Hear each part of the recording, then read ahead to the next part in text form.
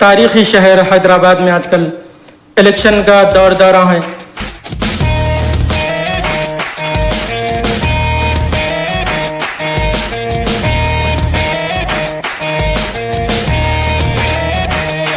ہر party اپنا اپنا منشور عوام میں رائج کر رہی ہے، عوام میں لانچ کر رہی ہے کہ ہم الیکشن میں جیتنے کے بعد، الیکشن کے بعد، اقتدار میں آنے کے بعد ہم عوام کے لیے ایسی سہولتیں پیدا کریں گے کہ جس سے عوام کو آسانی ہوگی. تو ہر پارٹی اس شہر میں اقتدار میں آنے کو بے چین ہے. کانگریس جو کہ 10 سال اس شہر میں اقتدار سے دور تھی، اس نے اسی سال اس شہر حیدرآباد کی حکمرانی پر اپنا تخت و تاج سجایا ہے اور وہ الیکشن جیت کر اقتدار میں آ گئے ہیں. اب ایک اور پارٹی ہے جو ابھی تک اس شہر پر براہ راست اقتدار میں تو نہیں آ سکی، لیکن اس کی کوششیں ہیں کہ وہ کسی نہ کسی طرح یہاں پر الیکشن میں اقتدار میں آ سکے، اور اس کے لیے بڑی کوششیں ہو رہی ہیں. بڑے چرچے وہ لوگ اپنی پارٹی کے کر رہے ہیں، بڑی بڑی ریالیاں نکالی جا رہی ہیں. بڑے بڑے جو مرکزی حکومت کے جو لیڈر ہیں وہ یہاں پر اپنی کیمپین چلا رہے ہیں اور اپنے نمائندوں کے لیے وہ یہاں پر الیکشن کیمپیننگ کر رہے ہیں. کچھ پارٹیاں ہیں جن کا منشور عوام کی ترقی ہے، یعنی وہ لوگ اپنے منشور میں انہوں نے عوام کی ترقی کو سب سے پہلے موضوع بحث بنایا ہے. اور کچھ پارٹیاں ایسی ہیں جو ایک خاص کمیونٹی کے خلاف اپنی الیکشن کیمپین چلا رہے ہیں، اور انہوں نے اپنا جو انتخابی ایجنڈا ہے اسی کو پیش کیا ہے کہ ہم یہاں پر جو مسلم تحفظات ہیں اس کو ختم کر دیں گے. تلنگانہ میں جو اقلیتی برادری کو، اقلیتی کمیونٹی کو یعنی مسلمانوں کو جو ریزرویشن ملا ہے اس کو ہم مذہب کی بنیاد پر ہونے کی وجہ سے ختم کر دیں گے. اور ان کا ایک اور ایجنڈا یہ بھی ہے کہ ہم یہاں کے شہر کا نام تبدیل کر دیں گے، چینج کر دیں گے. اور اس شہر کا نام بدلنا ہماری اولین ترجیح ہے. ہم اس کو فرسٹ پرائیورٹی دیتے ہیں کہ ہم اس شہر کے نام کو سب سے پہلے تبدیل کریں. تو عزیزان گرامی، اگر وہ لوگ اس نام کو تبدیل کرنا چاہتے ہیں تو وہ لوگ اس نام کو تبدیل کرنے کے بعد اس شہر کا نام بھاگیہ نگر رکھنا چاہتے ہیں. تو اب عوام کے ذہنوں میں بھی یہ سوال پیدا ہو رہا ہے کہ کیا اس شہر کا نام یا اس شہر کے کسی قصبے کا نام کبھی تاریخ میں بھاگیہ نگر تھا؟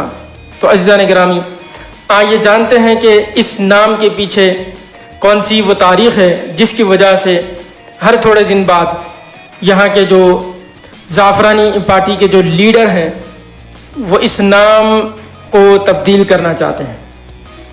تو سب سے پہلے دیکھنا یہ دلچسپ ہے کہ ان ناموں کا تعین نظاموں کے زمانوں میں اور جو قلی قطب شاہ ہے ان سے پہلے کے جو بادشاہ تھے ان کے زمانوں میں اس شہر کا نام کیا تھا.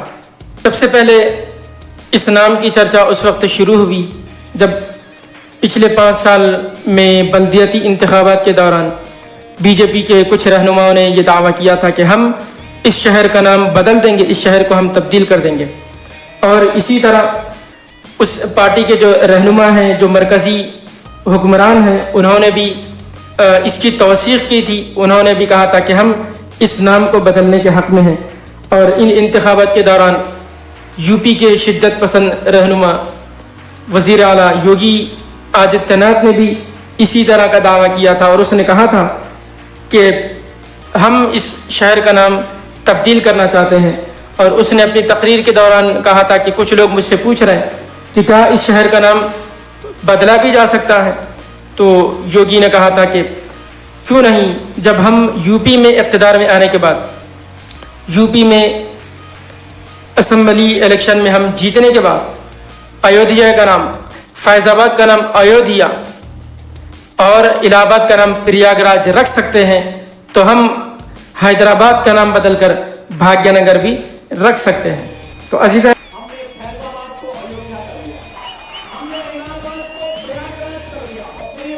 گرامی، ان انتخابات میں بی جے پی کو اکثریت تو نہیں ملی، لیکن اس کی طاقت میں بہت حد تک اضافہ ہوا ہے۔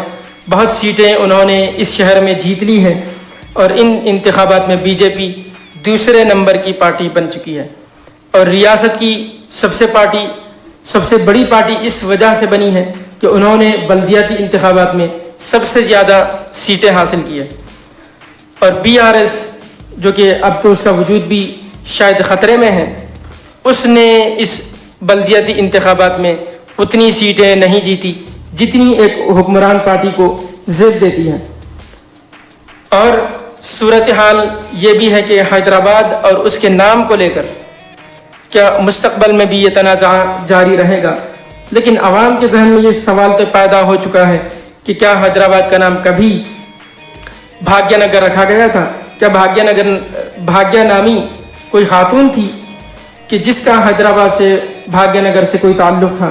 تاریخ کی چند کتابوں میں یہاں کی ایک زمین کو، یہاں کے کسی علاقے کو بھاگیہ نگر تو کہا گیا ہے، لیکن اسی دور میں یہاں کی ایک سرزمین کو حیدرآباد کے نام سے جانے کے ثبوت تواریخ میں موجود ہیں۔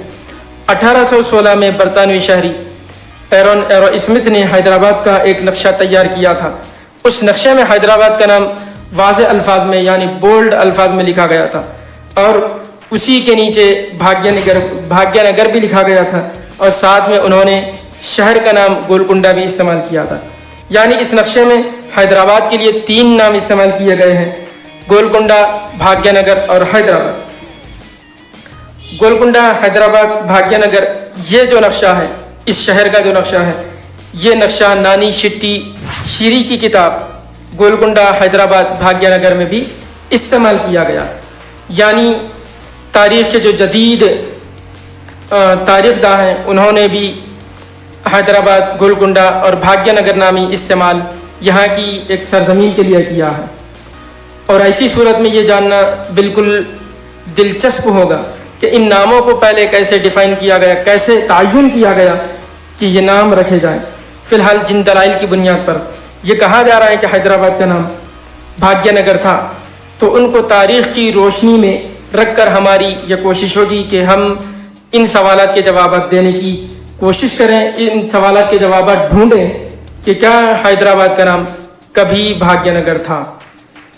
تو کیونکہ آج کل الیکشن کے ٹائم پر ہی، الیکشن کے وقت پر ہی اس طرح کی باتیں ہمارے جو پولیٹیشین ہیں ان کو یاد آتی ہیں، جو سیاستداں ہیں، جو لیڈران ہیں، وہ کسی دوسری اقلیتی کمیونٹی کو نیچا دکھانے کے لیے ان سے منسوب ہر چیز کو بدلنے کی کوشش کر رہے ہیں۔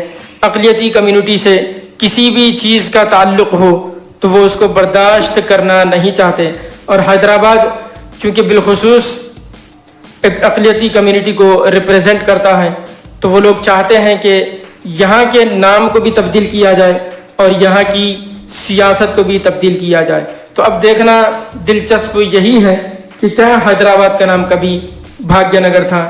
جانیے اس ویڈیو کی اگلی قسط میں، تب تک کے لیے اللہ حافظ۔